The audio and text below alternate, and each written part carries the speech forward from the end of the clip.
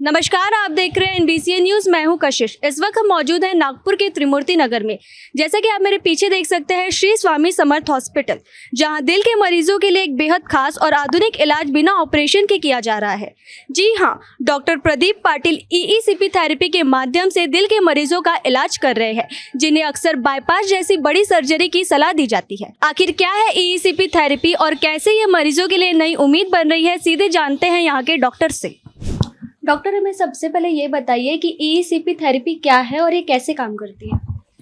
EECP ये heart patients के लिए नॉन इन्वेजिव ट्रीटमेंट है। जिन पेशेंट को 70 से 100% हार्ट ब्लॉकेजेस है और उनको एंजियोप्लास्टी बाईपास बताया हुआ है ऑपरेशन, तो ऐसे पेशेंट को विदाउट ऑपरेशन ईईसीपी ट्रीटमेंट द्वारा ट्रीट कर सकते हैं।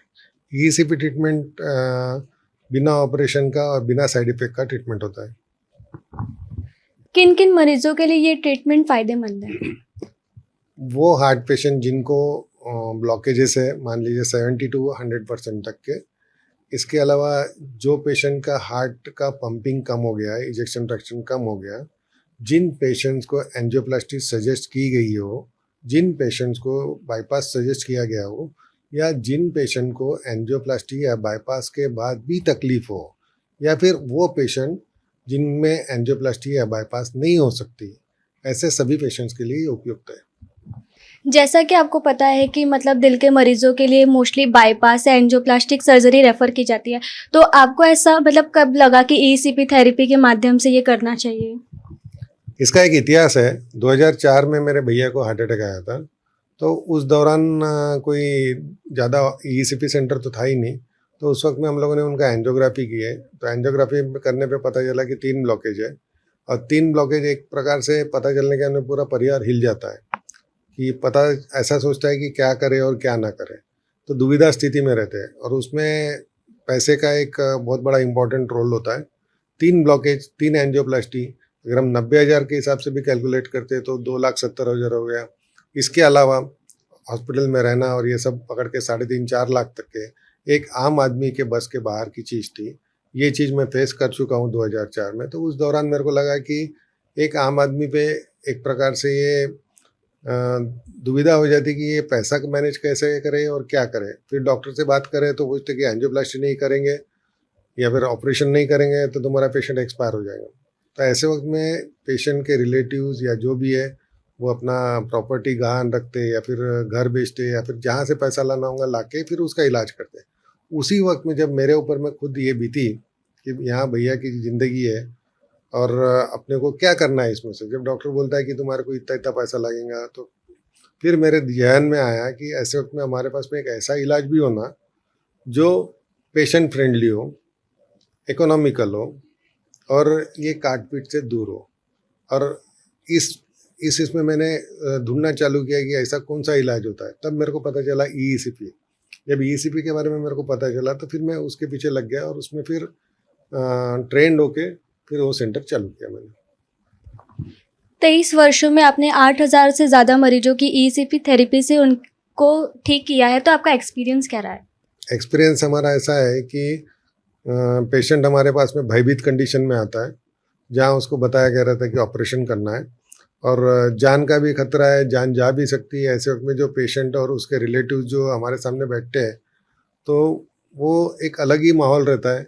और हमारे यहाँ पे ट्रीटमेंट करने के बाद 35 दिन के बाद में जब पेशेंट यहाँ से जाता है तो हंसी खुशी जाता है, और जो उसके चेहरे पे समाधान रहता कि भाई अब मैं ठीक हो गया हूँ, वो एक अलग ही फीलिंग आती है कि ये पेशेंट बिना ऑपरेशन के और कम पैसे में ठीक होके यहाँ से गया है।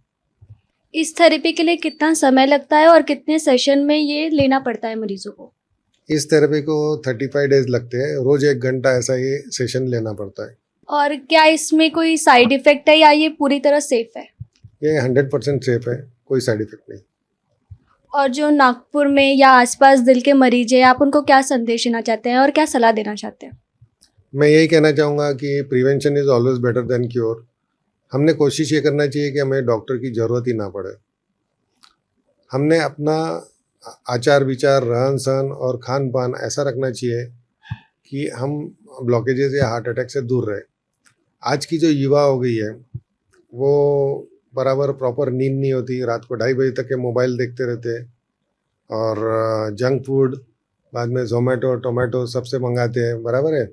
तो ये जो जंक फूड आता है रात को 2 बजे, कभी 12 बजे मैं देखता हूँ।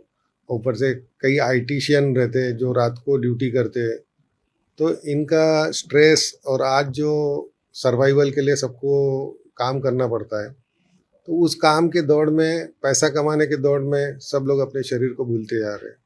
तो अपने शरीर को याद रखिए, और ये बात ध्यान में रखिए, स्टिच इन टाइम सेव्स 9। इसका मतलब ये हो गया कि हम समय पर ही कोई प्रॉब्लम आती है तो उसका इलाज करें, तो उससे बेहतर कुछ नहीं।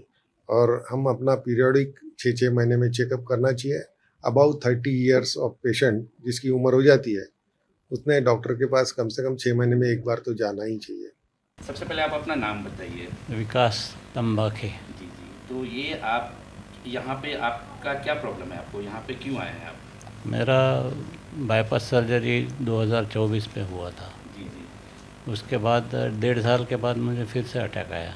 अमरावती में आया था, किसी तरह से हम नागपुर आ गए, फिर 2 दिन बाद यहाँ फिर आया अटैक। जी। तो का हॉस्पिटल में एडमिट हुए थे हम, ओके। और उन्होंने फिर एंजियोग्राफी वगैरह करके जी जी। एक डिसीजन ऐसे हुआ था कि सिर्फ मेडिसिन से हम कवर अप करेंगे, अभी एंजियोप्लास्टी वगैरह करना।